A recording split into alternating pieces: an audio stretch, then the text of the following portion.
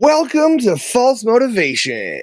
I don't know if we call this episode 3.5 since we're missing half the crew, but a lot of people are a little busy today with the holidays, so Chris and I are hopping on here and just kind of keeping things moving forward, right? Yeah, we're just going to jam one out. Right? So today's episode, we're going to be talking about motivation and the things we do to get through it, the things we do to fake it, false motivation, right? Faking our motivation until we get there, until that stuff is natural and part of our daily existence. Right. So, as always, I got a quote. Yes. Right? Yes, I love the quotes. The best motivation is self-motivation. The guy says, I wish someone would come by and turn me on. What if they do not show up? You've got to have a better plan for your life. Ooh, I really like that. Because you got to have your own motivation or else you're not going anywhere. Right. Because when I feel that if I'm running off somebody else's motivation, like, then my heart's not in it. Heart being in things, that is that is one of the most important factors I have ever seen. So I consistently preach, even to everyone, that you need to make your choices to follow passions. I started doing this after the military. I got into a job just that because I didn't know what I was going to do after the Marine Corps. So I was just like, same way I got into the Marine Corps. High school ended. I had no idea what I was going to do. Marine Corps ended, and I was like, I have no idea what I'm going to do. And a recruiter showed up for bodyguard work, doing executive protection specialist.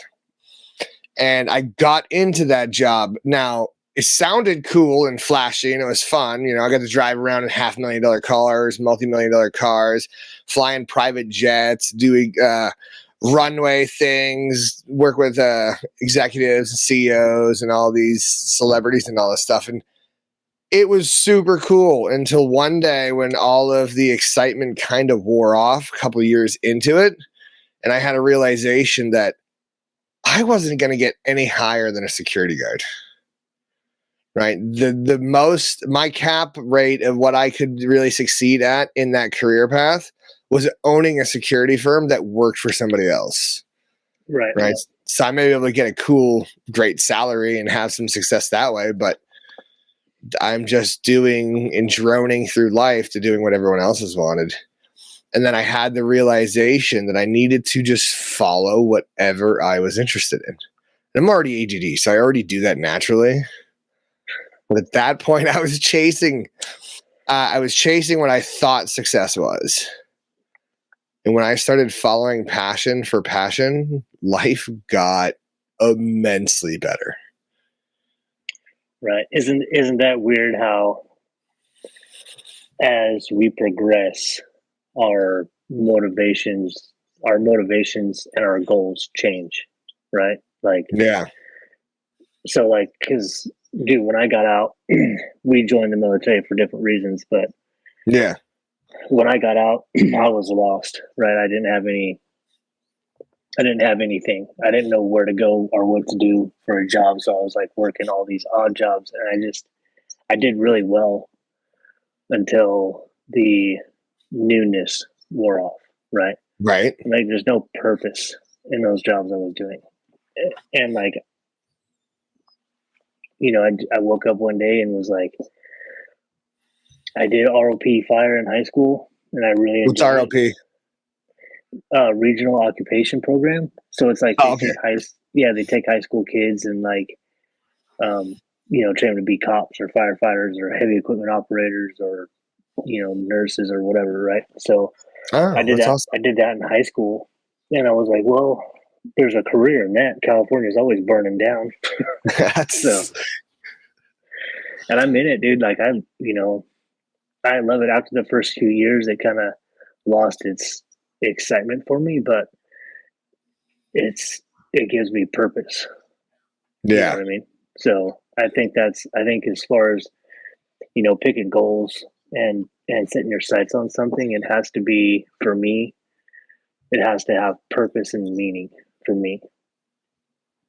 Yeah, purpose is very, very important. That thumbs up thing just showed up in the screen. I don't know if that's recorded or not, but it was interesting. Oh. So did that just do that? Like, see, it did it again on your screen. That's interesting. Anyway, a little sidetrack. But yeah, following passion and having a purpose, those are like the most important things I find when it comes to even reestablishing myself after the separation. Like finding my sense of value and happiness in life all evolved around having purpose and chasing passion. Right. And I've been trying to mix the two, and luckily I've chosen a path now where I can mix the two very muchly. Plus, like I love doing, like I spent today, I got sidetracked. I've been doing like 10 hours of illustration for a design project for a startup. Not my startup, but somebody else's, which I'll be doing my startup work soon. But is that the one you sent me? Yeah, it's the one I sent you, just so you can see what I got lost into today. I see that. Trying to explain a very hard concept to explain through visuals without using words, so that when I add words, it supports the visuals and really brings the point across. Right. Which is really hard, but it's also really fun to be like playing with all these creative ideas and doing all these creative things. And that's where I got into like as a little kid, I used to love to draw, right? A lot of little boys do, like they love drawing. I used to nerd out about it passionately. And then when I joined, like after high school, I just stopped doing it. Like I just started doing, like, I'm an adult now. I got to do adult things. I don't got time to doodle. Right? Exactly. And you lose that sense of passion. And dude, you will change your entire life if you spend the time to start chasing your passions. It's better to start early so that you can build your foundation on it. Yeah. And it's a lot harder to transition, but chasing your passions will change your life. Right. I'm going to switch it up though, right? Just a little bit. Yeah. Because for me, for a long time, I was so buried in my own bullshit. Yeah. I couldn't find what I was passionate about, right? And I couldn't find like what drove me, right? I relied strictly on don't be a bitch, right? Yeah, like, right. That's what I relied on, right? I relied on the never quit, never surrender attitude. Yeah. And like so finding your I feel like you have to suffer, and I feel like you have to be at a place in your life where you're completely lost to truly find your passion. Interesting theory. Or interesting. Yeah. What makes you think that? Because if it's too easy, you can fall under this. Now these are just my opinions, right? Yeah, absolutely. Yeah. I feel like you can fall under this umbrella of being comfortable, right? Like, oh well, it's like, and I do it today, right? Like I'm comfortable today, so like something will be shiny, and I'll be like, oh, I'm passionate about this, or I'm passionate about that, until I do it, and then I'm like, oh, I'm not really passionate about that. Like it was just new and shiny, right? That makes sense. So is it a sense of accomplishment or the fact that it was new? I don't know. Okay. There was a I was watching this thing the other day where they were talking about setting goals for yourself, and what happens when you do that a lot is and I don't know the terms for it, but like your endorphins, the reward aspect of your brain, right? Yeah, dopamine. The dopamine. So so when someone like me sets like these small goals, and I reach those goals on a daily basis, right? Like, oh, I want to get up, I want to go to the gym, I want to make my bed. I want to do a good deed for the day. And I set all these little goals. Well, when I hit those, I get those endorphins, right? Or the dopamine. Yeah. I get the Yeah. dopamine hits. But then the next day, I almost have to beat those goals to reach the same amount of kickback. That makes sense. So I don't know. It's just something I watched, and I was listening to it, and I don't know if I fully, buy into that. Yeah. Just because like you're still getting that little shot for the little rewards The dopamine. When you complete those small goals. But like just looking back on my life and realizing like I wasn't truly finding myself when I wasn't in pain. Interesting. So that opens up so many different questions for me right now. Let me see if I can because I have a few things that go into that, because usually the sequence of consistently seeking pain because that's a sense of comfort. That's the same trauma experience that a lot of people get used to, but it's also a sense of habitual habits that why people drive towards reoccurring situations, because that's what they're comfortable in. They're comfortable in those specific situations. But I want to go back to where we were with passion. So we were talking about passion, and when you were describing passion, you started talking about explaining getting things done and getting that dopamine kick. Are you connecting passion to accomplishing things and the passion for maybe accomplishing them, or are you connecting that to like motivation, right? I'm trying to get what's your definition of passion? What's your definition of motivation? And what's your definition of drive? It might be on the spot, but yeah. Yeah. So for me, passion is something that you can't fake, right? You can on the outside. You can fake passion on the outside. Yeah. But you can't fake it internally, right? Like you can't force yourself to be passionate about a situation or a person or a goal, right? Like for me, passion comes from the heart, and it's more of a for me, it's more of like a feeling. Yeah. Right. Like almost like I'm passionate about, my son. Right. I'm passionate about my wife. I'm passionate about, my core values. Yeah. Right. Like I believe wholeheartedly in them. And I would die on those hills if that makes sense. And motivation for me is like quit being a bitch, right? Don't quit. You can't quit. Like motivation for me is when you're laying in bed at night by yourself and it's dark. Yeah. And you're cold and you're tired and you're broken. But you're still planning on getting up and doing the same thing the next day. Right? To me, that's motivation, right? And then getting up in the morning and doing it the next day. Okay, so is there a difference between drive and motivation for you? I asked the question because not many people have spent the time to actually think about the separation of the two. I'm one of those people that haven't spent the time to think about the separation between the two.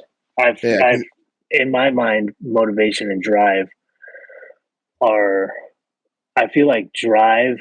Now that I'm thinking about it, I feel like drive is more driven by your characteristics, your experiences, and your knowledge. Right? Like I'm driven to be the father I am today because of the way I was raised.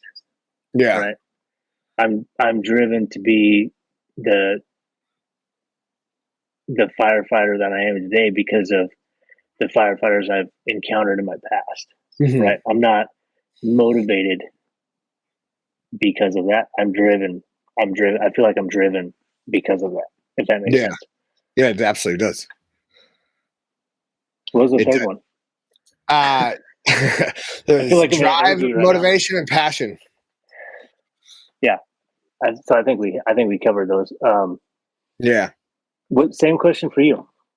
So, passion to me is the thing you can get lost in, right? It's the thing that excites you and gives you that sense of like, I am really glad I did that. Like that was fun. That was like, so I've now having a 6-year-old, right? It brings the sense of passion back quite consistently, right? Because I get to go be a little kid again, and like I block off these times. And it's like, you know what? I'm going to be in the now. I'm going to spend this time with my kid. I'm going to do this, right? Brings out the passion, the excitement to do things is where I kind of get I think of passion. Mm-hmm. So, another way of describing it, or the stereotypical social media way of describing it, is passion is the thing you do for free, right? It's your passion. It's your hobby. And I always ask people, this is one thing I've learned since getting into tech, is I always ask people when I meet them, especially in the tech world, especially if you know how to write software and do design work, I'm like, what is your $1 million project? Like, why did you get into this career? And I was astonished with the amount of people who would respond with to have an income. And I'm like, so you learn how to build insanely amazing things so that you can just do what other people tell you to? I was like, no. I was like, dude, you realize what you're capable of making? Like, you by yourself can go make software and make $1 million product. You can go make artwork that hangs on the wall. You can go make things that sit in front of people's businesses and stuff. Like, you could go. The creativity and the ability to create is so immense. But I also got into this field for my own passions, right? My passion was to create a fitness company that I wanted to do an online fitness business. And I was working for a tech CEO at the time. And I'm like, why is this guy worth $1 billion? And I'm over here getting like 40 grand a year, getting him warm water. I was like, what is going on? This is ridiculous. And then I realized that I was capable of doing everything they were. So I started to be like, you know what? I'm just going to do what I want. I'm going to follow my passions. I started following. I'm going to change a lot of things. So then motivation to me is always a sense of energy. So it feels like a sense of energy around the things I do, right? So you could be motivated, retardedly motivated to do anything, right? There's one thing. I got fired in boot camp 6-7 times a week as squad leader because I was up there smiling. And they're like, what are you doing? Like, this is boot camp. We just hazed you for 6 hours. We've literally punched you and kicked you a couple times, buried sand, and you're smiling. And you're like, I'm having fun, sir. But I guess I was a simpleton in that regards, right? But so motivation is always the energy I always correlate. And then drive is your ability to do it, whether you want to do it or not. Because that's the way I describe it and the way I think of it. Because do I have the drive is like, does that person have the drive? Do that person have, like, this is the way I describe people. Like, do they have the drive to get through the tasks that are needed, even when they don't want to do them? And that is, when I hit depression, is one thing I got really familiar with. Because I had a lot of days where I wasn't accomplishing things. And there were days where I'm just like, I'm not driven to do anything. Like, I have all these things I want to do. I have all these things I want to create, but I have no drive. And it would just go day after day. Sometimes it's just not accomplishing anything.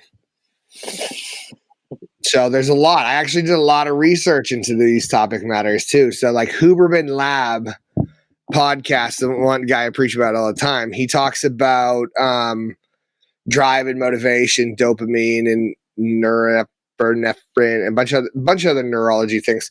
But one thing that I found really enticing and exciting to learn is that sense of accomplishment that powers your drive is a completely subjective finish line. So you can take anything, and like usually most people put the finish line at like the end of most projects, right? Like they're like, okay, well, I'm going to go redo the stairs or redo the patio. or replace the tiles in the bathroom or something, right? They'll amount that completion of that job as a checklist item, right? That's their dopamine kick, is when they hit that item being completed and the drive from it. Like you were talking about with like making your bed and doing those little things. But those are subjective. So if you can sit there and tell yourself and break these down when you don't have the drive, and you break them down into smaller sections, you say, you know what? I have a problem getting in the car before even like leaving. Like if I could get in the car, I'm 90% of the way to the gym. Mm-hmm. Right? Yeah, right. So instead of you moving your checklist to like, hey, I completed a workout, move your checklist to, I got in the car today. And that was enough for me to keep moving. I got dopamine kick. I'm like, let me accomplish that. Okay, let's get to the gym. That's an accomplishment. And if you could set these cycles and you really set these small little driven runs, you're really ramping your dopamine kick up. Yeah, dude, the small victories throughout the day are amazing, right? Especially when you're like, recently for me, like being at work has been like it's winter, you know, like for my world, it's the end of season. We're in the shoulder season, so it's like rainy, it's cold. Like I'm not going out and doing what I love about my job, right? Yeah. I'm going and I'm like burning piles and doing admin, and I hate those things. I hate them with a passion. But if I can just get in the truck, right, like, and then get to work, and then once I get to work, it's like, okay, turn the computer on, check the emails, and just start doing the little stuff progressively.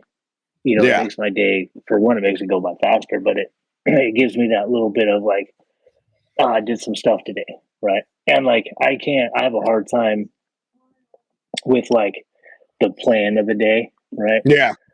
Like, well, what are we gonna do today? Like, look, man, I don't know what I'm doing today. I don't know. I definitely don't know what you're doing. So, it's just a little task. Yeah. Accomplishing those. So here's the difference so this is where motivation makes a separation difference. I got my little kid running around in the background. Motivation makes the difference in the whole world, right? So I am pretty sure I got some of my jobs in tech simply because I was a motivated individual. Didn't I ask you not to interrupt, buddy? He's so excited. Motivation is the thing. So the way I see motivation is it's the mental approach you take when accomplishing things that you need to use your drive to get done. Right. And then your motivation can help ramp up your drive. So like when you go and accomplish these things in your day, like, yeah, you hate doing them and you don't want to deal with them. How do you approach them? Like, do you approach them with the mental mindset of like, oh, this is going to take a lot of energy to get done. I got to do it though. Or is it this will take 5 minutes. Let me just knock it out real quick. It's more of like this is going to take me forever. Right. Yeah. And then like, I really got to, but like no one's going to do it for me. Yeah. It's like, is my mindset. And that goes with like PT and doing physical training at work, right? Like I've been on long hikes or runs or, like a long shift. And it's the same with those too, right? Like no one's coming. Yeah. Like no one's going to fill my shoes. So my mindset is you just got to do it. Like, just keep like look down at the ground if you have to, just keep putting one foot in front of the other. And I think that's the drive that you're talking about, right? Like, yeah, just one foot in front of the other until it's going to end. Right. And like, I learned this in boot camp, right? Like, and I think I was the first one to learn it in my platoon boot camp because it's like, for one, it's going to end. Yeah. Right? Like, I'm not going to die. I'm the only one who can do it for me. Right. Like, as much as I would love someone to come over and take my seat for a few days, I'm in. Yeah. So I can't quit. Yeah, I want to do an experiment with you. I want you to try to take and change your motivational level of accomplishing, right? So attack it as if you were motivated to get it done. Like, try to convince yourself that you're motivated and you're going to attack whatever you're doing as a motard, right? You're going to get in there and you're just going to be like, I am the happiest window licker as I'm getting this done. I am squared away. Let's do it. Hey, I asked you not to interrupt. This is getting rude, buddy. Can you please be more respectful?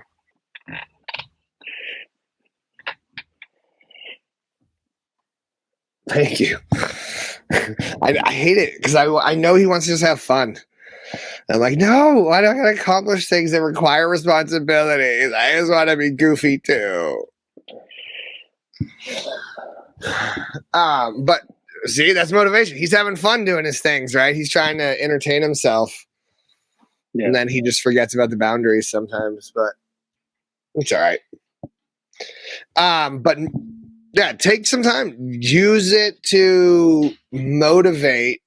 Like, so I've always been asked these questions. I swear to God, every job I have, even in the military, every time we've had to go dig trenches, fill sandbags, people are like, why are you so happy doing such miserable things? And I'm just like, I don't know. Like, I don't want to be miserable. So I just stopped being miserable.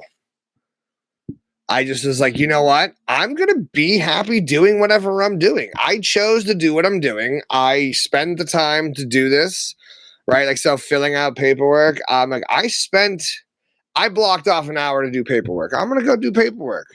Instead of me dragging, like, I can't say the same thing about divorce paperwork because that's torturous and literally gives me anxiety and all sorts. But like, if I'm doing anything else, I'm like, you know what? This is a fun experience. I'm doing something either I don't have experience doing or I have plenty of experience doing. And then I try to find an enjoyment. Now, that's a little hard because at certain points throughout life, trying to balance that out, I've had a tendency of looking like I wasn't taking things seriously. And that was a thing I had to contend against a lot with a lot of people.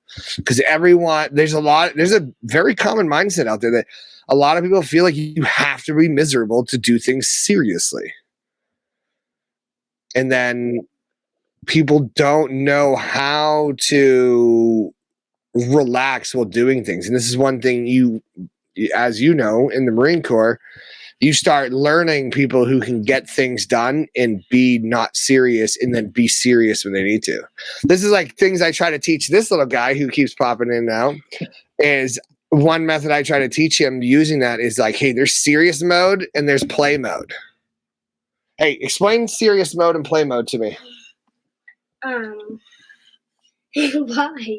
Because we're talking about it right now. It'd be a good example. Try to explain it. Never. All right. Well, clearly he's in play mode. Yeah, and that's the for me, like a lot of times during my season, it'll be hard for people to gauge, like, is Lloyd serious or is Lloyd playing around, right? And like, that's me getting through the mundane of my job. Does that make sense? Like, yeah, it does. And they might, like, I've been in trouble for it too, right? Where it's like, hey, you need to take this more seriously. And it's like, well, I'm taking it seriously. This is just my way of getting around the checking the boxes. I hate checking the boxes, right? So I will try it with because where I struggle is the paperwork side. Like, dude, you put me in the field. Like, you remember, I'm not a barracks Marine. I'm not a stateside Marine. No. Put me in the field and like, I'm having a good time, right? Yeah. Whether it's 30 degrees and raining or 120 and hot, right? Yeah. But like, I love being in the field and I love being miserable, right? Until no one can buy into that, right? Like Yeah. when no one else, when the morale of the group has diminished, then my morale starts to diminish. And I'll come off the wall with some stupid game like Circle of Trust, or like yeah, I made a game up like it's called Circle of Trust, and like it's just those things like just to kind of keep morale up. But when it comes to something I don't want to do, like I just don't, or I don't buy into it, like especially when someone comes to me and they're like, "Hey, I need you to get this done," right? Yeah. And like their mission statement is so off that I'm like, I'll get it done, but do it in my way. That your end result is not it's going to be my end result, right? Like I will do the best I can to accomplish your mission, but I'm going to have to do it this way because I don't believe, if I don't believe in your mission, I can't sell it to somebody else.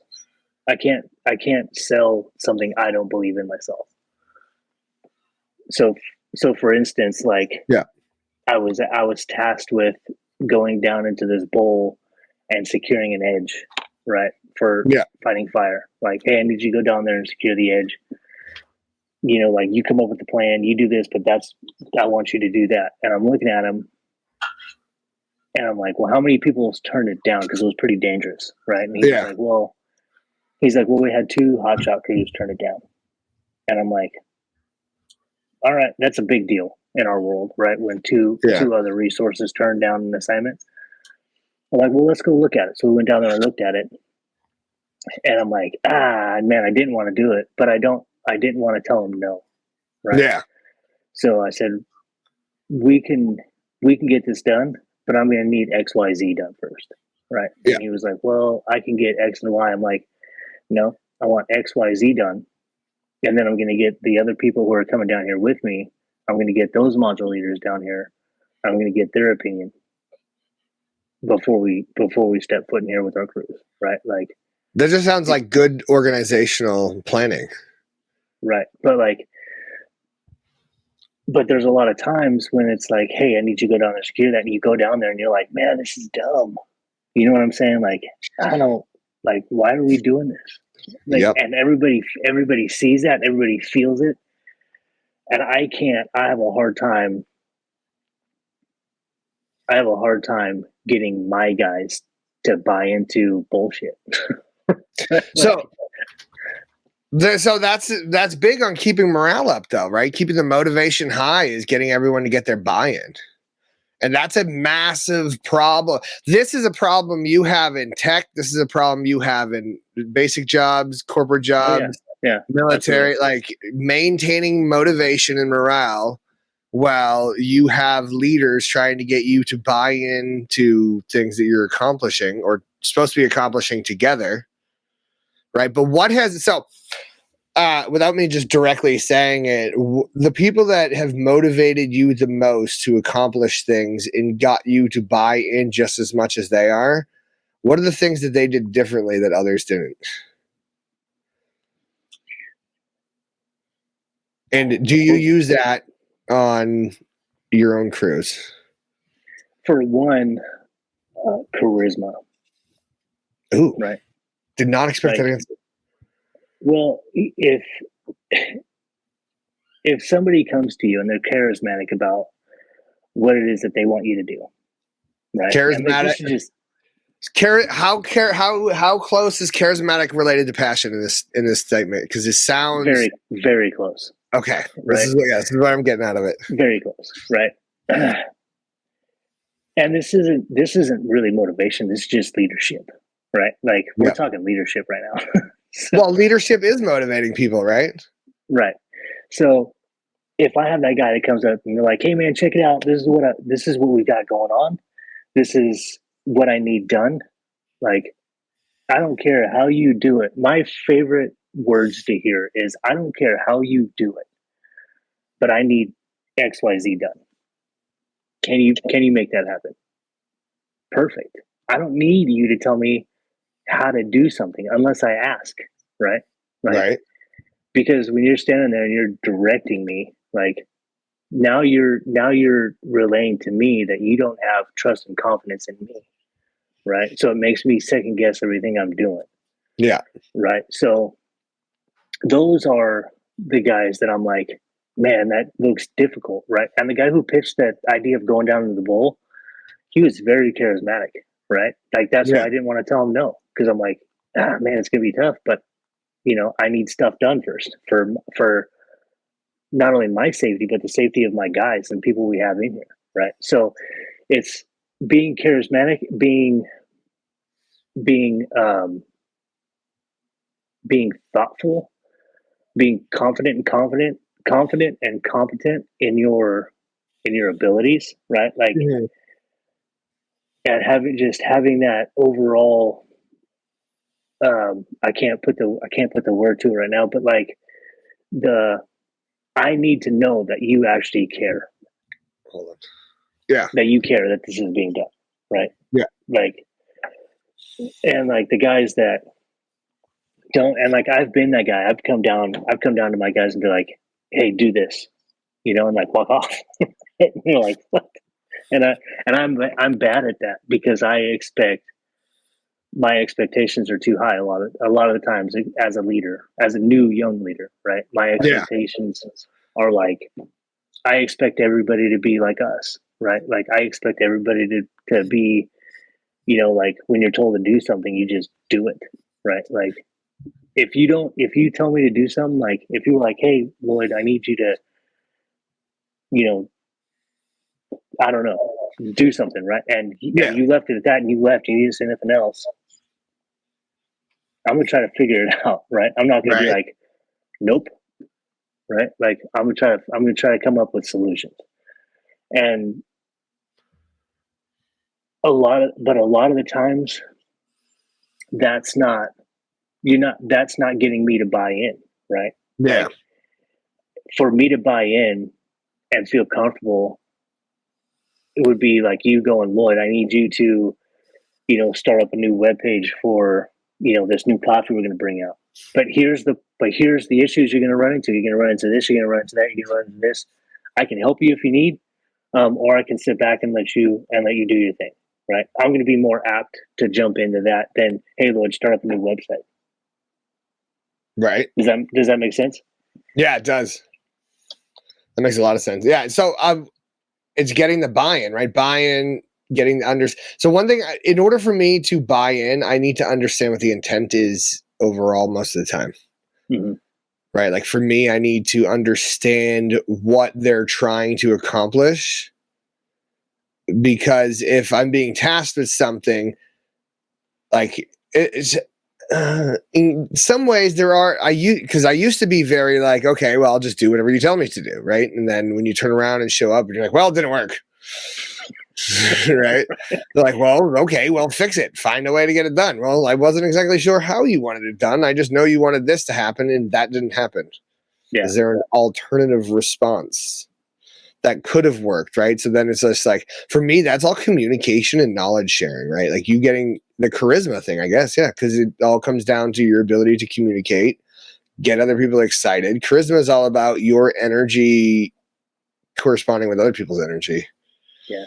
And you can be, I feel like if you're the charismatic person, leader, right? Yeah. Whatever, you give task, purpose, end state without even trying because you're being charismatic about it. You're like, man, this is what we got going on. This is, like, it needs to look like this. You know what I'm saying? Like, it doesn't need to be like robotic. Yeah. Right. Like, but yeah, the task, purpose, end state is crucial in keeping people motivated, right? Like, because if you're missing one of those, there's no buy-in. No one's getting from anything. Yeah, it's hard. Even when raising kids, it's like getting them to buy in. I have to bribe my kid to do things all the time. And I'm like, so one thing I've been say what? I just threatened mine. It's a punishment. So one thing, like that's another thing I've been doing. Like, so I'm trying to do with the serious mode and the play mode is I try to explain to him. I say, okay, serious mode is for this reason. We have to accomplish this, and we can have fun doing it if this gets accomplished. Right? Brushing our teeth, eating our vegetables, taking our vitamins. These are all things that are required to make happen. As a father, I need to make these happen in our little team of Dad and Oliver, right? Mhm. And, especially now that I'm a single father, I have a girlfriend just in case she hears this and gets mad. I'm not single, but I don't have a wife anymore. But getting him to buy in is very crucial in accomplishing the task. Because Right. I've been recording some of these things and 5-minute tasks are turning into 2-hour operations. And I'm like, what is going on? How do I get you to be more motivated to be on the direction I want you to get in there? And the next week, 2 weeks, I want you to find a way to be motivated about the things that you are not typically motivated. Right. So I don't know how you're going to really do it. And this is a really broad and weird challenge in that regards, because what I want you to do is take the motivation and propose, like fake your motivation to be like, you know what? I'm the type of motivated person who gets this done because it's motivating. Like, oh yeah, let's do paperwork. Right? That obnoxious personality. So one thing I did, I know I've mentioned this in the past, but one thing when I was working in tech, I would go into these conferences with teams across departments, right? And like there would just be this melodramatic silence of people shuffling paperwork and waiting to get things done. And I'd walk in there and I'd be like, motivation. And people are like, what? Like, motivation. People are like, why are you saying that? I'm like, because it's exciting, dude. Get your energy up. Why are you sad? What do you got going on right now in your world that makes you sad about being in the office working, getting paid right now? You took the job. You're here for your normal working hours. Why do you have to be miserable while doing it? Why not be happy? Yeah, obviously, I'd rather be drunk doing this stuff, but I can't. Right? So why don't we accomplish this and find a way of being happy? And then you just kind of go in there, and I started being like, motivation. And I explained it to people. I'm like, you know what? Just say motivation a couple of times. You'd be surprised how much it actually kind of excites you because you're thinking about the mental concept of being energized doing whatever you're doing. And like, you know what? I'm going to do that. And then it starts rubbing off on all of the things you're doing. Right? And then that motivation is like a snowball that grows and grows. And now I'm going to reframe this, or not rephrase it, but I'm going to mention something I'm working on mainly for my vlog side of the world that I'm doing. But I have been working up to a certain success point, or I've set a challenge for myself to get to 1,000 push-ups a day for 30 days. I am right now at 400 push-ups a day, like 5 days a week, because it requires some recovery and it's killing me. But I started this like 4 or 5 weeks ago. In the first week, so I just started recording. I said, you know what? I'm going to get to 1,000 push-ups and we'll see how long it takes. So first week, I did 100 push-ups a day. Like I do 10, 10, 10, 10, 20, 20, Yep. 20, 20, 20, 30, 30, 30, like whatever it took to get there. And I would do it in chunks anytime that I was awake before I went to bed. That was my requirements.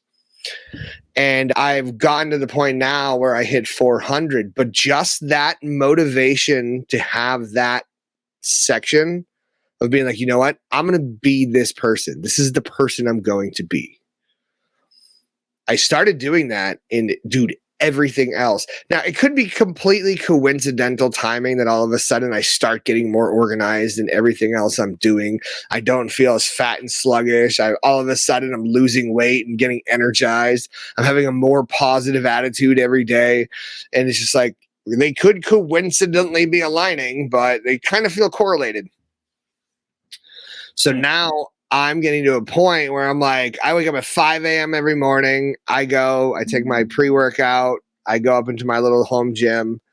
I listen to a tarot card reading, and I just start pumping cycles of push-ups and crunches. And my body is changing phenomenally. It's going to be fun. So I'm recording little bits here and there talking about it, but it's the motivation of getting in there and doing something. So it kind of falls around and falls into habits, right? Habits are repeated patterns, and habits set you up and build who you are as a person, right? So if you want to identify who you want to be in the future, you set good habits and then you do those over and over until those are your natural habits. That's how you reprogram your entire life into being whoever you want to be. Right. So it's funny. It's funny how, like, so before my injury, right? Like I had, like my goals were like competing, right? I wanted to compete in jiu-jitsu, right? So like, and I wanted to win, right? So like I had these goals that aligned with that, and then I got hurt, obviously, and I had my stroke and my downtime, my recovery time. Yeah. And I was down for, I don't know, 6 to 8 weeks, something like that, right? Like, it was longer than that. I was down for a minute. Yeah. And like, I can't compete yet, right? Because I still have to go in and get a stent put in my neck and stuff. So like, I can't compete. So like I'm just training right now to train, right? Like,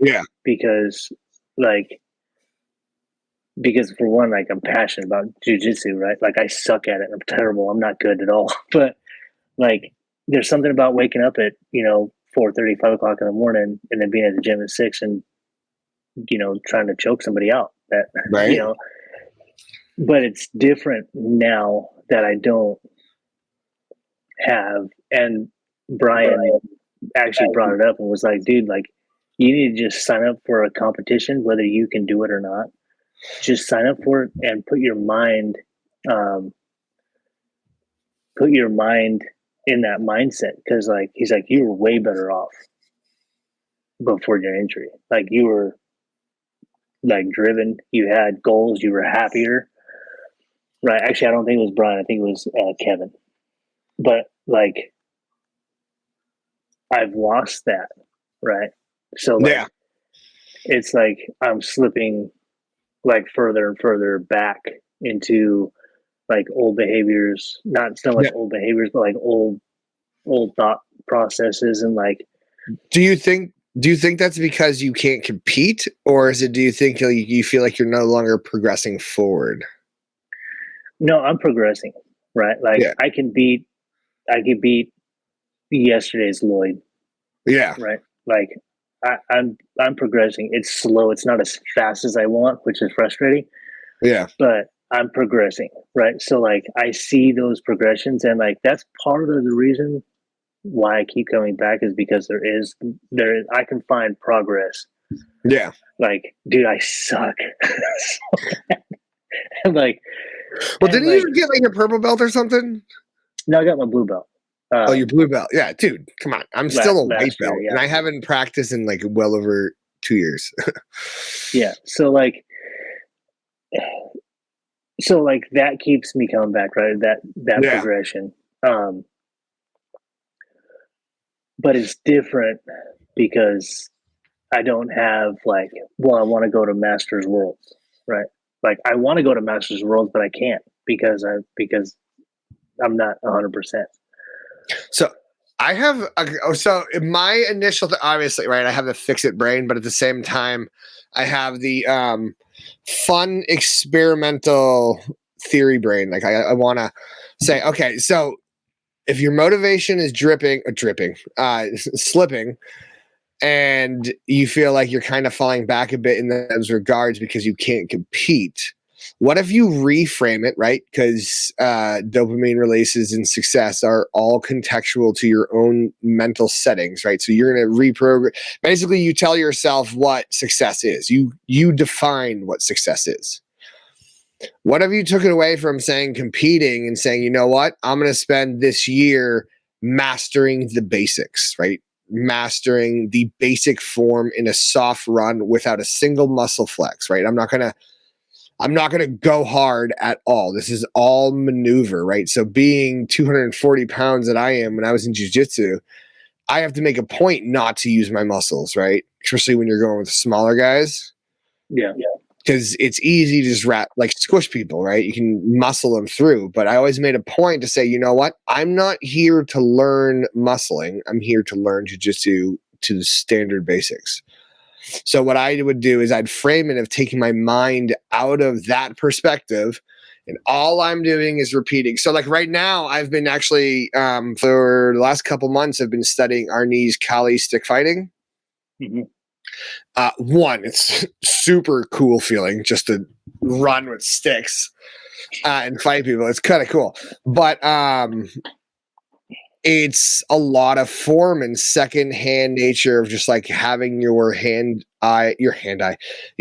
motions and movements being second nature, right? So there's a lot of like, I consistently want to go fast, but what I tell myself is like, I can't afford to go to a big gym right now. I'm training with a couple old people in a park who do it for free. So I'm like, all right, you know what? I'm going to learn the basics. I'm not doing it every week. So, but I use it now. I use it as part of my own exercise sometimes.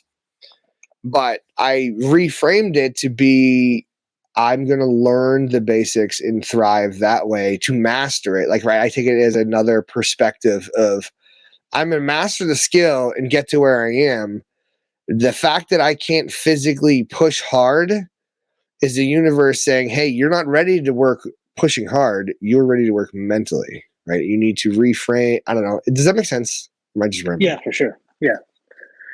Yeah, because it's like the reason why I suck so bad is because the brilliance in the basics, right? Like, yeah, I don't have the brilliance in the basics, right? Like, I have the basics, but I don't have the brilliance in the basics, and explain the brilliance of the basics for anyone who doesn't know what that statement means. Brilliance in the basics is like, I can't. There's another quote, but it's before you can move on to the flashy stuff, you have to know the basics, right? Like, so if you want to make like top ramen, right, like the basics is you boil water till it boils, right? Then you put however you do it, your seasoned packet in there, your noodles, right? And you let it boil for 3 minutes, and then you pour it in a bowl and you eat it, or you drain the water, whatever, right? Now, to zhuzh that up, right? Like, what we do now is, like I cut up some meat and, some vegetables, and I make it look fancy, right? But like, I wouldn't know how to do that if I didn't know how to make it the basic in its basic form, right? So it's like, that's why we're going down another rabbit hole, but like you drill and drill and drill and drill and drill, right, to get that muscle memory. Like, so when you're exhausted or you're broken or you're not having a good day, like, your body intuitively knows what to do because you've drilled it so many times. Yeah, and drilling a bunch of dudes in the mat. It's not surprised if everybody knows what to do at that point. But no, I actually don't think we're stemming off too far into the side rail there, because the same thing goes with motivation and drive. You have to build the foundation of what motivation and drive is for yourself. Right? Like, if you're going to fake your motivation, you need to understand what it takes to get motivated. Yeah. You start paying attention to those stuff, and you can really reframe. See, this is one thing I hate, like this whole self-help guru section side of the world. It's like, frame yourself, frame your mind, you'll convince yourself how to do it. Like, but at the same time, there is a level of it in there where that is kind of the truth. Yeah. But it's like, it's funny, right? Because you weren't around for this, right? I was a new guy. I was like fresh out of SOI. Yeah. And let me tell you. So like, I have a rifle and a couple hunting buddies. And my buddy's like, you don't want that scope, because if you drop your rifle, you'll lose your zero. And I looked at him like, who the fuck drops their rifle? Right? Like, I'm not worried about that. And he asked me, like, He's like, "Oh, you've never dropped your rifle?" I said, "I did once. I dropped my rifle once when I was in the Marine Corps. I just got to the unit, and we went to go do Mojave Viper, and I jumped out of the back of the truck with my saw, right, like slung across my chest. And when I hit the ground, my sling broke and my weapon hit the ground, right. And my NCO at the time, I can't remember his name. We called him Matt Damon because he looked like Matt Damon. He came over and he lit me up, and I had to do Groucho with my saw all day long. Right. Like now, frame Groucho and frame all day long. So Groucho is like when you're moving stealthily through an objective, and you're kind of crouched and you're holding your gun up at the ready, like at your eye, like you're firing at something, and you're walking to a set distance, and then you got to turn around and walk back. And I'm talking, it was probably 1000, and I did that until probably 1830 until chow time. Like my legs and my arms were smoked. I mean, I was dead. I was done. Like I was useless the whole rest of the exercise. But I have never dropped my weapon since, ever. Right. Knock on wood. Motivation. But you know what I'm saying? Like they drilled it into me so much, like that day, for making a mistake and not securing my weapon when I jumped out of the truck. Like I did that so much that like I've never dropped my weapon since, ever. Mm-hmm. So, like, but that's drilling the basics, right? I was listening to Neil deGrasse Tyson talk. I can't remember who he was on a podcast with, but he was talking about how he stopped using a phone protector in his phone. And what he did was he basically somehow had some correlation where the military doesn't drop their rifles. This is how I'm connecting it in my brain. Yeah. They don't drop their rifles because they spend the time practicing the basics of holding it and not dropping it. Right. So he's like, for a month or two, I spent 20 minutes a day just flipping and fondling his phone to practice the basics of not dropping it. But it's the same thing. You could tie that same correlation to everything, in my opinion. Like once you learn the basics and understand the basics, you can master anything. Even Michael Jordan says it in interviews. Like, how did you become the greatest basketball player? He's like, basics. Yeah. Remember? Do you remember Sergeant Allred? Yes. That guy's phenomenal. I love, dude. He would come by and he'd just be like, he'd see us doing something like monkeys fucking a football, and he'd be like, "Kiss," and like walk off. And I'm like, I didn't know what that meant, like keep it simple, stupid. Like, yeah, I'm like, sir, what does that mean? He's like, keep it simple, stupid. And then he'd be like, that was, Sergeant Allred, dude, come here, stupid. Like, trust me, he when we deployed, he was my staff sergeant. He's the I'm gonna say that we were in the same unit. I'm an idiot. We was hazed. Like he used to haze the hell out of us, man. Oh yeah. Oh dude, yeah, because when we were over there, I didn't go with you. I went before you. That's right. Yeah. So he like lost his shit. And it was like the funniest, scariest thing I've ever seen a platoon sergeant. Oh yeah, he was an intimidating character, and considering he knew and like he was like a black belt in like 7 different martial arts or some stuff like that, the dude was tough. Dude, and I have a joke, right? Like, there's a couple. I feel like they pick on me, right? There's a couple upper belts in the gym that call me out. Yeah, like come here, like give me the eye and do the come here. And, like my goal is to sweep them, right? Like, and I told them that, like, my goal, and I learned this a long time ago, right? Speak your intentions. Yeah. Right. So when I first showed up at my job, I told my AFEO, my assistant fire engine operator, I told him, I want your job. Right. And he was like, yeah, whatever. I'm like, no. And then I got his job. And then I told my 7, my engine operator, like, I want your job. I got his job. And I told my captain, I let it be known, like, I want your job, right? So like in the gym when they call me, like, and I told them like my goal is to sweep you, right? Like, and sweeping is just catching someone off balance and pulling them up, pulling them over to the side. That's a sweep. But they're black belts. Yeah, it's gonna be hard to sweep them. So like, and I do it respectfully, right? Like, Yeah. Those guys have put in years, and like I consider it an honor when they come and grab a hold of me and be like, "Come here, we're gonna smash you." It's an honor, right? And I'm just like, I don't care that you smash me. I just want to sweep you once, and I just have a feeling like when I do it, I'm gonna jump up and be like, "That's it, gotcha." I'm out of here," because like submitting them's out of the question for me. Right. I don't. I just want to catch them off balance. I had my black belt tell me I almost got him once, and then he laughed. I think he was just joking, but probably. No, but like that's like you were saying, like pick different goals, right? Like not different goals, but you can reframe it. Reframe them. Yeah. So I have always been known since being in the corporate world. I'm the guy with motivation, right? I'm the guy who motivates everyone around. I've been told in evaluation, I hate saying it out loud that I'm this guy because it sounds so pompous.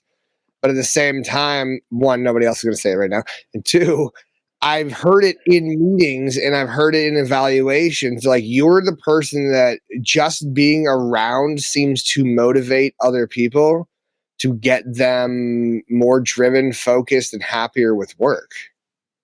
Yeah. And like, just the success rate of the entire office goes up when you're here, right? So like they wanted me to stop working remotely because I was working remotely at the time.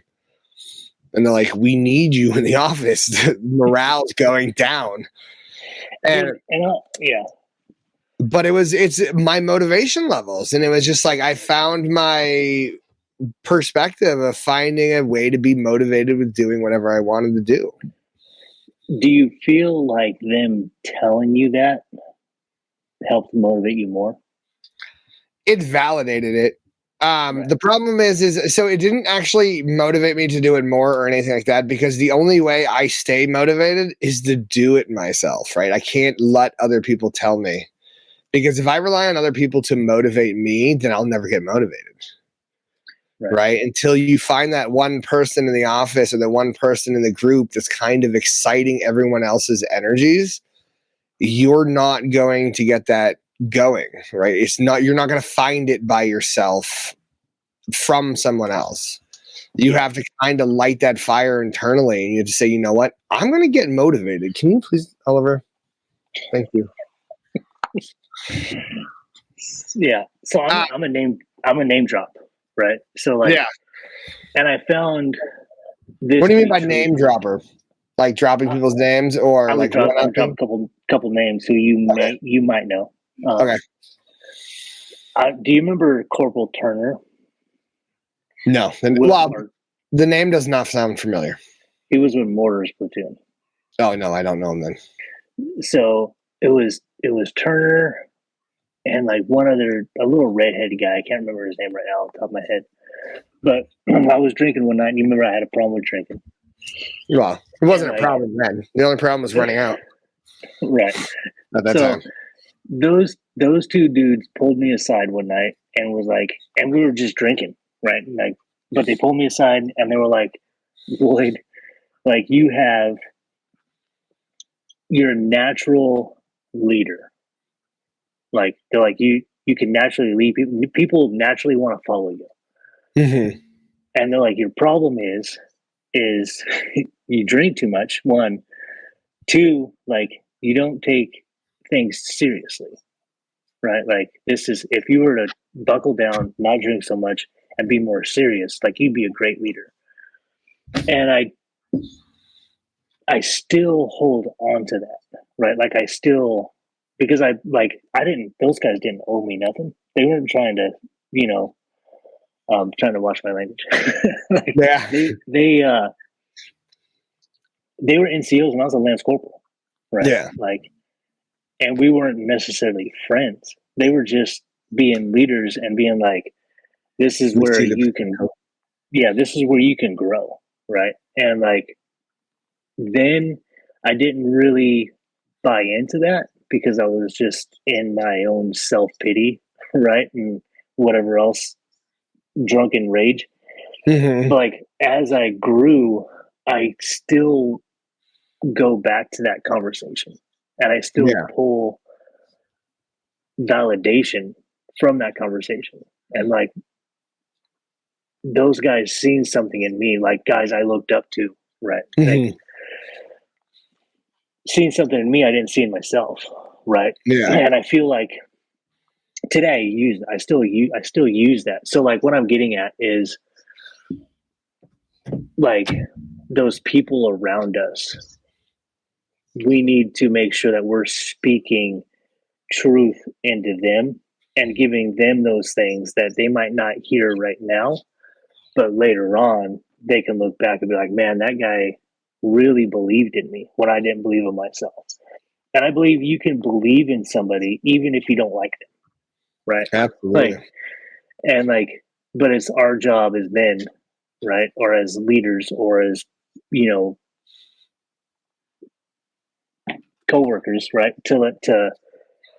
and that falls into motivation for me, right, to see what someone's good at and push them towards that, and not just push them towards that, but let them know, like, hey, you are.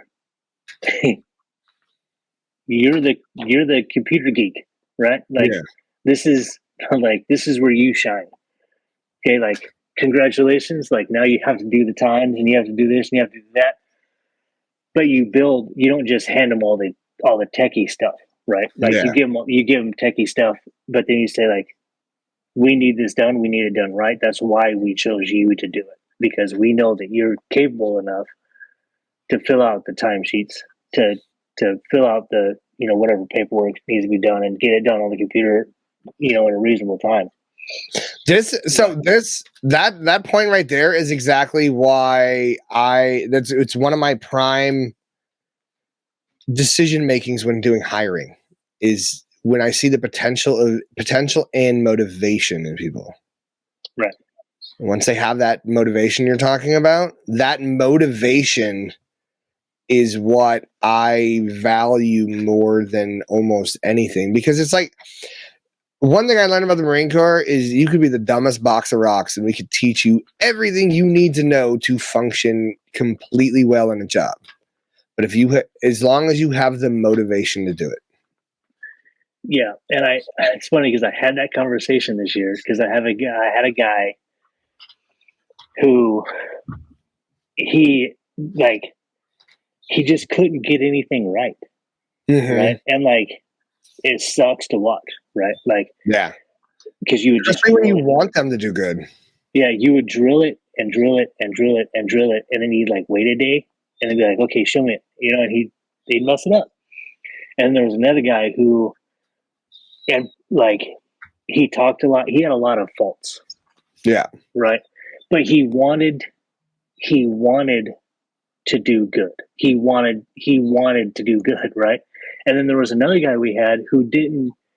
He stated to another employee, "I'm here to do the bare minimum. Like, I'm here to do the bare minimum. I don't want to do any extra. I'm not going to show up early. I'm not going to do it." And the question was asked to me, between the two, who would you keep? And I said, well, this person. And they're like, dude, really? And I'm like, the one who says they're there to do the minimum? No, the one who messed everything up. Because at least he was trying to better himself. Right? And he wanted to be better. Right? Yeah. If you're a person that doesn't want to be better, I got no time for you. I don't want to waste it, I want to point out an opposite perspective on that one. So I've always felt that too, right? I would always take the motivated above everything else. But I knew a guy when I was doing bodyguard, doing executive protection. I always frame it as either or, but executive protection. We were working at one property with one client. We were typically a 3-staff man team at all times. Occasionally we'd have a fourth, but this guy in a 2-year, or I want to say a year to a 2-year period, was offered like 6 promotions. Yeah. And his response was always, no, I just want to do my job and I want to go home. Nothing more, nothing less. I just want to do it. He performed his job perfectly. He did everything to a T. He was on top of everything, his responsibilities, but he had no desire to go above and beyond. He didn't have the motivation to do it because he was happy and content with the way his life was and where he was. Mm-hmm. I loved this dude just because he was so confident and motivated. He was also a super charismatic dude, and like he was just always happy. He was just like, hey, buddy, how's it going? How you doing, buddy? Let's talk. Come here. I miss you. We haven't talked in a while. And it was just like, how are you so motivated but so not driven? It's confusing. But that's the difference, right? This guy wasn't proficient at his job. Neither one of them were proficient, right? Yeah. So, like, I'm picking. No, I guess that makes sense then.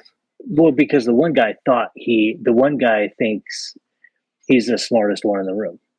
Okay. Right.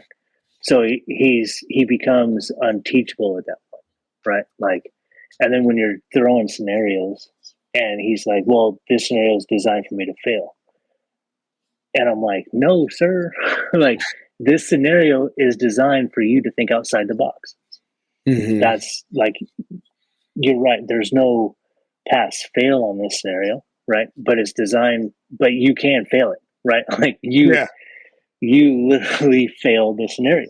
Like, never seen it, but you did it. Like, you just hypothetically burnt down 3 houses to save 1 house because it had somebody in it, right? Like, you didn't think outside the box. You didn't look at the big picture. When the other guy,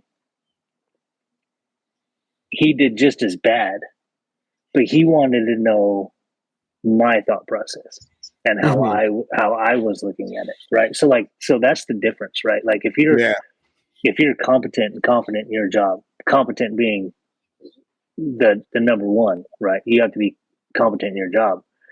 If I have a competent person in their job and another guy who's not, and the other guy wants to do well, I'm going to keep the guy who's competent, right? But if neither one of you are competent and one's motivated specifically just to get an attaboy, right? Like, but the other one's not motivated, I'm going to keep the one who's motivated to get an attaboy because he wants to do better. He wants to progress, right? Like, you can't suck at your job and be like, I'm happy where I'm at, right? Like, you can, and we see it a lot, right? You can, but that's, if anyone has a choice, they should pick a guy who wants to learn. So one thing I always tend to ask people, like whenever I get a chance to sit down with people and I see people like complaining about the positions they're in or kind of the life that they've kind of fallen into, right? Because you set these habits, these goals, then you have these repeated patterns, and then next thing you know, you've been doing the same thing for 2 or 3 years and you're kind of stuck in the same situation and you don't really know how to get out of it. My go-to questions are always like, okay, well, what was your initial, like, what dream or passion were you following, right? What was driving you in the first place? Yeah. Right. And then I always try to ask them and frame that out that way. It's like, okay, well, where's your aim? What are you aiming to? And I kind of forgot where I was going with this. Damn it.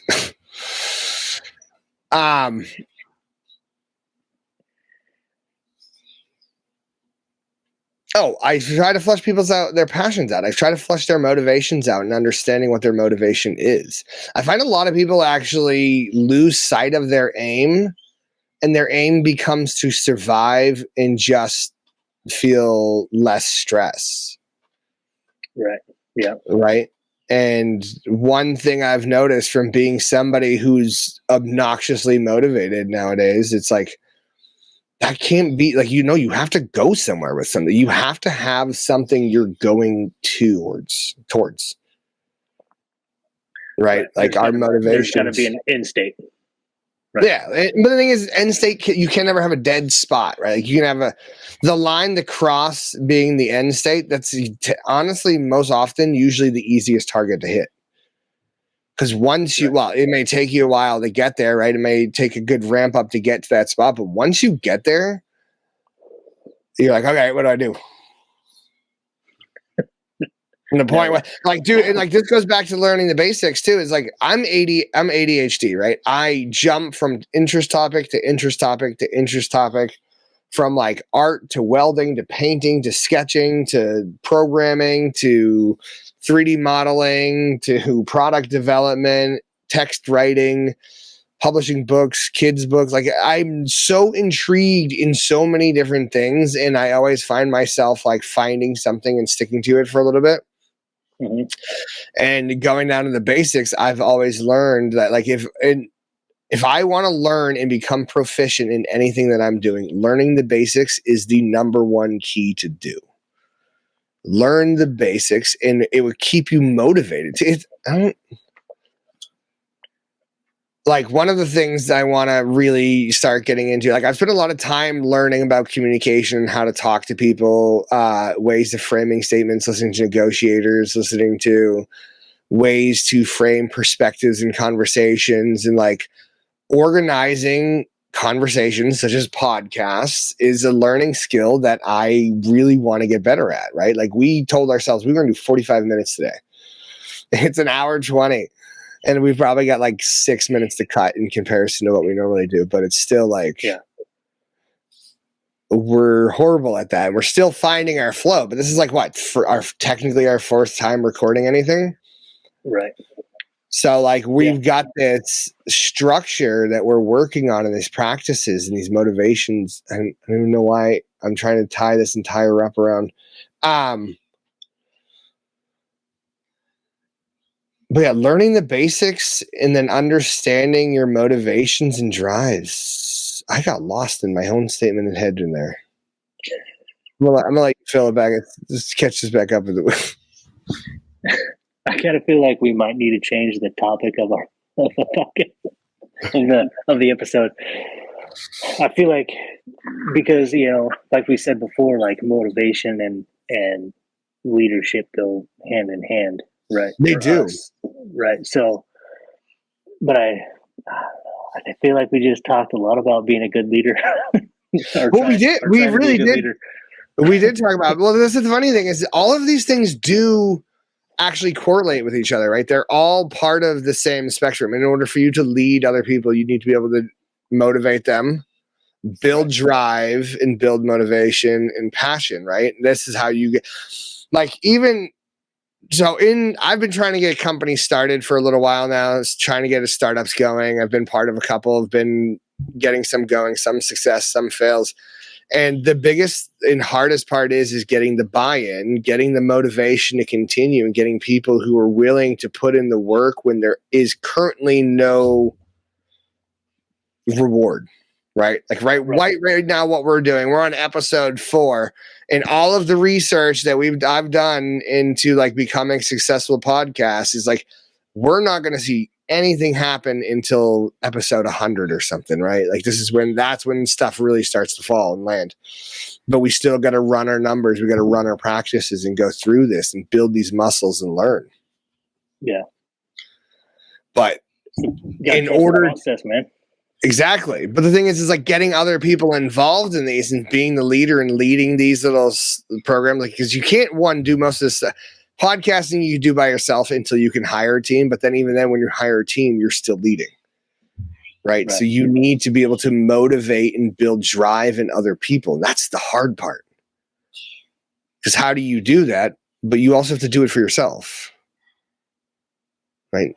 So it kind of everything we've been talking about this entire episode is, I feel like if we were to record this same episode again, which actually we should experiment with actually doing, right? Revisiting the conversation. Now that we've vetted and talked out everything for like an hour and 20, do another episode where we try to attempt the same episode, right? We originally named this, or we said we were going to talk about motivation and getting motivated. but it's turned into a drive, motivation, and leadership thing. But I bet you we would reframe the things a lot different. We should do it. It'd be a fun experiment. Plus, it'd be interesting content just to see how it turns out. Stay tuned for episode 50. Right. But as I was trying to wrap it all together, it's being a leader is about motivating other people, right? Everyone always looks at the military as like, those are the ideal leaders. They know how to lead people. They know. Well, if you go into the tech world, that's like in tech. Oh, yeah. That is like, these guys know how to drive people, know how to build. All it is building a team of people who have the same mission and care about what the hell's going on. Right. Your problem in the corporate environments, in private environments, wherever the problems comes down to, 90% of the time, it's not everyone's on board with the mission because they don't agree with the things being made because they don't understand what the mission is. Right. Right. Like if you go in and you spend sometimes it requires extra time, and like in your world where you don't always have extra time and you need people to just shut up and go with what you're telling them, it's a little bit different. But in a world where like the worst thing that happens is you spend a few extra dollars, taking the time to get people to understand what your mission is the biggest and most important thing. Like getting that motivational drive in there when people have that buy-in. Right. I have to do the same thing with my kid. Yeah, there's always, I'm going to be careful when I say this, but there's always time, whether we choose to do it or not, there's always time to explain the intent. Yes. And I agree with that. Even in emergency situations. So like when I was an EMT or in the Marine Corps, it was like, if you spend just the 2 extra minutes in the beginning, or the 5 or 10 or 15 extra minutes in the beginning, you can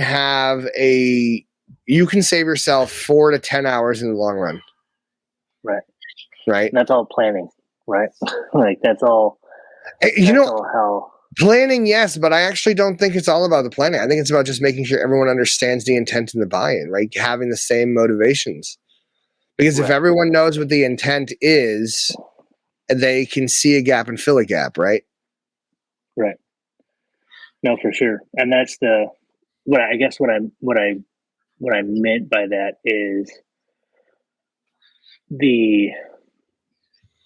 and I'm speaking from my side of the world right now, right? Yeah. Like the more we train and the more we become, the more we have brilliance in the basics, right? Mm-hmm. When that time comes for me to, in an emergency situation, right? Like the intent is already there, right? Like everybody knows why we're doing what we're doing, right? And then when there's, a wrench in the plan, right? Because there always is, right? Yep.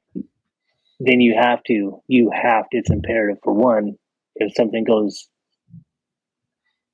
sideways, you have to take that time to reevaluate and then explain to everyone around you, like how things changed, why they changed, and what you're doing different.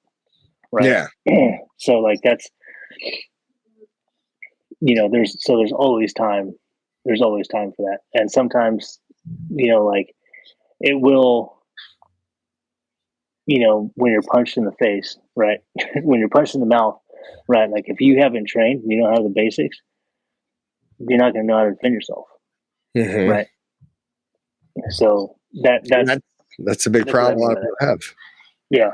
Yeah. A lot of people get punched in the face by the world. And then like even with the mental health thing, right? When you start looking at yourself and if you don't understand the basics, and this is why like I'm creating this Start With Me company. I'm doing false motivation and all that stuff. I'm trying to get everything all I'm trying to do is express the basics to people. Because once I learned the basics to deal with my own stuff, I feel like I can handle 1,000,000 times more things because I understand the basics, right? I'm more motivated now to say like, okay, go ahead, punch me in the face. Let's see what we got. I know how to stand up. Right. No, that's good, man. because life hits hard. It does. So it's, then what are you going to do? Right. So from the motivational standpoint, to wrap up this little episode we're doing, sorry, buddy, I didn't mean to bump you. What are you going to do for your motivation this week to see how you can ramp your motivation up? I got a couple. I have a couple things I'm going to write down. Yeah. As soon as you get off of here, I got to do a little brainstorming to figure out because what I want to do is set obtainable goals. Yeah. Right? Something like, because I have my seemingly unreachable goals at the moment, but I want to set at least 2 obtainable goals that I know I can obtain and just work on those through the week. Yeah. The unobtainable goals, those are just goals that need smaller goals in between. Right. And they're not nice. That's why I said seemingly unattainable. Yeah. Right? Because they're not unattainable. I just wanted to break it down for anyone who isn't aware of that process. Yeah. So I'm going to write down a couple goals for this week. I feel like this turned into more of a therapy session, but whatever. Honestly, it's helped me. I love reflecting on this stuff because I need this motivation. Because I've been like you get your dips. You're motivated up, and then you're motivated down, and then you're motivated up, and you got to find that balance, right? And then understanding the basics will allow you to reset your balance. So we'll both do this. We'll set 3 goals. All right. 3 small goals, right? Yeah. And we'll work on those goals this week. All right, let's do it. But let's also make a point to, for content purposes, just pick up the camera and talk to yourself once or twice and see something you can share. Like just say, hey, this is what I'm going to do. This is what I'm going to try.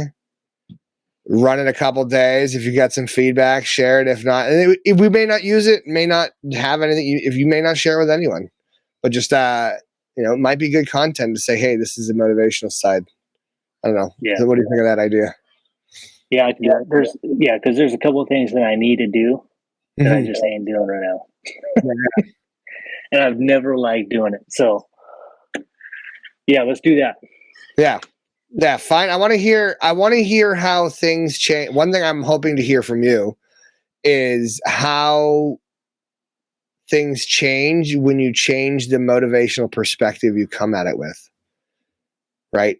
Instead of being unmotivated but driven, right? Like, oh God, I got to do this. Find a way to find it. You know what? Let me count it. I got 10 pieces of paper I got to fill out. Let's get this done. Oh yeah. Right. And find some stupid pause. I don't know, whatever perspective way you go about it, but taking something that feels unmotivated and even faking it to be motivated and see how that affects the getting it done. I want to hear how that comes from you, because I have my perspective. I've been doing it for years, and it could be my somebody's just walked in the house. I could just get a crap out of me.